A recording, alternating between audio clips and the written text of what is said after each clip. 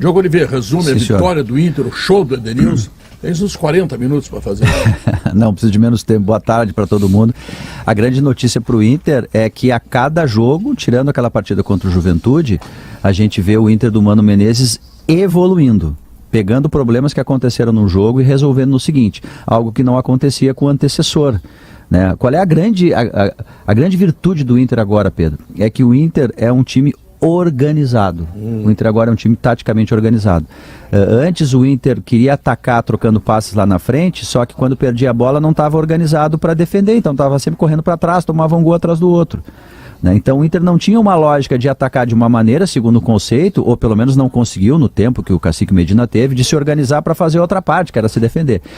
O Mano conseguiu dar uma estrutura defensiva razoável, quer dizer, o Inter sempre consegue manter um bom número de jogadores, 6 ou 7 atrás da linha da bola, é raro tomar contra-ataque, e conseguiu, a partir do jogo com o Corinthians no primeiro tempo e no jogo de ontem, ele conseguiu mostrar uma evolução na outra parte, ofensiva. E não foi colocando um volante a mais, um zagueiro a mais. Ainda que o time continue sendo uma usina de perder Mas está fazendo os gols, ele está fazendo 2-0. Não, ele fez 2 contra o Corinthians e fez 2 ontem. Não, tabela 2, é uma tabela aceitável. Tá. Mas eu quero te dizer o seguinte, as chances criadas contra o Corinthians no primeiro tempo podia ter sido 5-1 no primeiro tempo. Mas aí entra algo que eu acho que foi o Léo que disse. Não, mas é que se tu não faz as oportunidades que tu tem e o adversário é o Corinthians, contra o Independente, vai lá que seja, tá?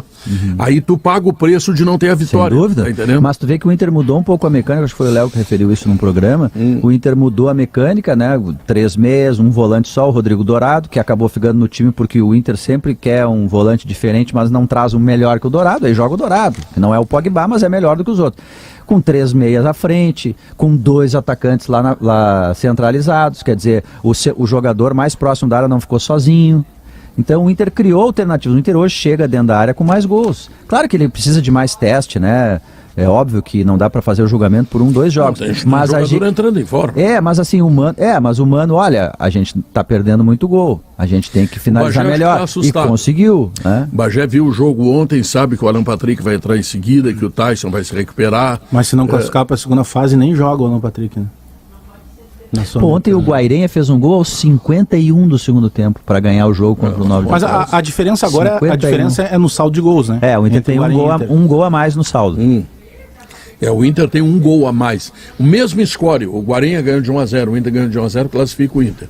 Se o Guarenha ganhar de 2-0 e o Inter de 1-0, vai para o número de gols marcados, eu te confesso que eu não sei. Tem um ponto aí que nós falamos outro dia, Pedro, sobre os treinadores, né? A diferença do Inter desde que o Mano chega, né? Porque o Mano é aquilo, o Mano é um pouco torrão e tal, por vezes meio teimoso, mas o Mano é um organizador de times. Claro, tem os jogadores, a gente chama, né, os russos, ucranianos que vieram em função lá da guerra, mas o Mano soube utilizar os jogadores. Que é o mesmo que a gente dizia pro próprio Grêmio, né? O Roger também é um organizador. E aí, claro, que depois a gente vai entrar nesse debate também do que falta, se é só qualidade, se é erro do Roger, mas o Mano está conseguindo dar uma resposta em curto prazo. O que eu vejo, Bagé, é que o Inter já começa a ter uma ideia de jogo. A gente não está percebendo ainda onde é que o Mano queria chegar. Questão de falta de treino, por questão dele estar ajustando a primeira parte defensiva. Hoje o Inter é um time que ele se defende num 4-4-2, com 2 linhas, o meia é o cara que fecha ali ao lado do centroavante, os lados estão bem cobertos, e quando ele ataca de forma muito agressiva, primeiro com uma transição rapidíssima, pelas características dos jogadores, o Wanderson é um cara de transição muito rápida, assim como o Bustos, e ele monta uma ideia de um Inter num 3-2-5. E é interessante que o René, e aí eu acho que o Moisés naturalmente vai tomar essa posição. Ele já treinou o Moisés de zagueiro, e o Moisés nessa saída de bola ele seria uma espécie de terceiro zagueiro. E aí ele faz 3-2, que é Dourado e Depena, com o Depena segurando mais e o Dourado saindo. Ontem pelo menos foi assim. E aí na linha de frente são 5. É o Bustos como um ponteiro direito.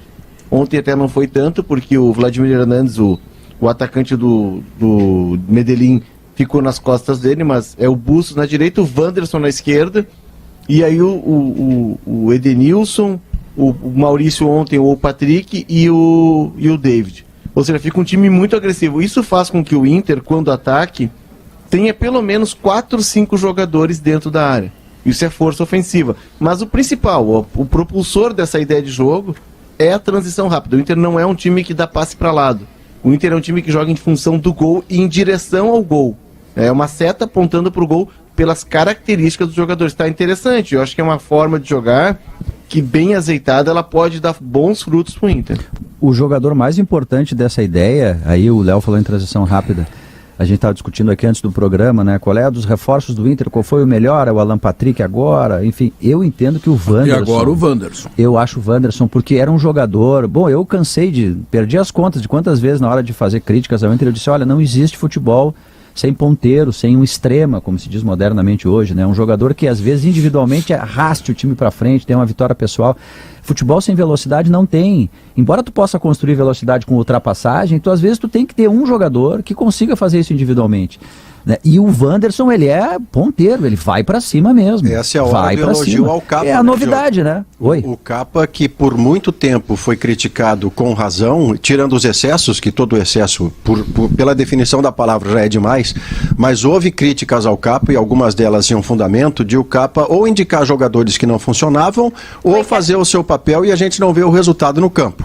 Claramente, o Depena é o melhor, se não o único legado do Medina para o Internacional, porque é uma indicação não de Capa e sim do Medina, com quem já tinha trabalhado. Então o Medina trouxe um acréscimo que ele, como treinador, não deu ao Internacional, muito antes pelo contrário. Foi um não trabalho. Agora, o Wanderson é do Capa. O Wanderson não era conhecido de nós outros aqui, do tipo, olha, vai lá buscar o Wanderson que está dando sopa no mercado europeu. Nenhum de nós disse isso em momento algum, porque nós não tínhamos essa informação. E o Capa fez o seu trabalho cirurgicamente. Ele vai e descobre um jogador que não jogava desde maio, mas que tinha características que o Diogo acaba de descrever da importância da velocidade e do drible, recomenda a contratação, o cara chega e a resposta dele é imediata. Então, se antes se fez crítica, tirando o excesso, a crítica justa ao Capa e ao seu trabalho, me parece, nesse momento, de minha parte, eu devo elogiar, aplaudir o que o Capa fez em relação ao Wanderson. Não tem Maurício, Potter, como é que foi essa história do 2-0 do Edenilson, Potter? A grande preocupação do Colorado hoje, Pedro, é a volta do Mano Menezes à seleção brasileira depois do Tite, né? Começou. E leva o alemão ainda, né? Acho que até o alemão já vai estar na Copa, já vai ter jogado a Copa, né, Bagé? Então ele meio que vai estar... O alemão então, não tem essa passaporte duplo? Talvez, uma boa pergunta. Uma boa pergunta. Essa é a grande preocupação do Colorado, né, Pedro? Como é bom ter um treinador bom, né, Pedro? Ou melhor, como é bom ter um treinador? Ter um treinador chega, né? Como é bom ter um treinador. Então melhor. Treinador que consegue passar essas imagens, né? Não era sacanagem dos jogadores do Inter com o Cacique, né? Não era sacanagem com o Ramires e nem com o Diego Aguirre, né? É incrível que em menos de 10 partidas tem uma evolução o time. Tá correndo certo agora, né? É incrível. Mas não precisa tempo. É incrível, eu acho que... Eu ouço aqui que precisa tempo, senão não dá. Precisa. Eu acho que não, é pra mim. Precisa tempo, sim. Não é. É que é pra mim, eu tenho que falar. Posicional. Não é pra ti, é pra todos. Foi direcionado. Parece o time do Inter, tu coloca a seta e vai. Tu é um Wanderson. Tu tá te achando mais importante do que tu é? Eu perguntei pra todos. Não tô me achando. Maurício Saraiva é importante pra caramba. Deixa que eu respondo como se o Léo respondesse. Precisa, Pedro. Precisa de tempo, sim. Claro Como é que o Mano conseguiu sem tempo? Tem alguns treinadores que são mais ágeis nesse processo aí. Né? Tem alguns que levam um ano e meio. Que é a minha tese. Eu acho assim, tem alguns que recebem jogadores. Tem alguns que recebem jogadores. O Mano não tem o Tyson, por exemplo. Porque Medina precisam de tempo. Né? Aí que tá. Essa é uma... Que é a grande, pra mim, é incrível, porque isso é a coisa mais importante da nossa vida, né? E também é uma coisa mais importante no futebol. O Inter abandonou aquela ilusão de que o futebol tem tempo. Não vai dar.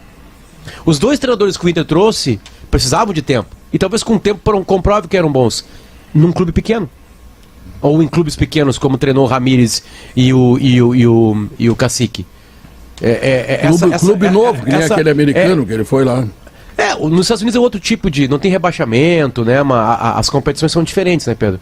Elas copiam as outras formas. Mas assim, o Mano Menezes, claro, além de ser experiente e ter muitas glórias na sua carreira, eu acho que o principal de tudo é que não era o Mano Menezes que estava no Bahia, e não pelo trabalho dele, que ele já disse que não é um dos melhores trabalhos dele. O Mano Menezes estava desinteressado pro futebol. De saco cheio pro futebol. Ele viu no Inter uma missão, você tem toda a razão. E eu sinto em cada coletiva do Mano, inclusive aqueles jogos que ele não vai bem. como lá em Caxias, que ele tá afim. Ele veio de disposto novo. a se resgatar. Ele tá é afim isso de mesmo. novo. É. O Mano tava de saco cheio de futebol. Todas as entrevistas tinham uma provocação dele com alguma pergunta do repórter, sabe? Agora parece que ele tirou esse ano sabático para aprender, para estudar, né? Para se reconectar às coisas que interessam no futebol. E aparentemente tá afim. Se isso vai dar título da Sul-Americana, brasileiro, uma grande chance que não dê. Agora tem um trabalho em desenvolvimento no Beira-Rio, finalmente. Tem alguma coisa acontecendo. Pedro, ontem o Inter pegou um time pior que ele e ganhou atenção, Pedro. Eu não falo isso há muito tempo. O Inter ganhou ao natural. O Inter simplesmente foi lá, fez um esforço mediano e ganhou. Era um parto para qualquer vitória E contra poderia time ter ruim. feito 6, né? Quando ganhava no time ruim, né? Quando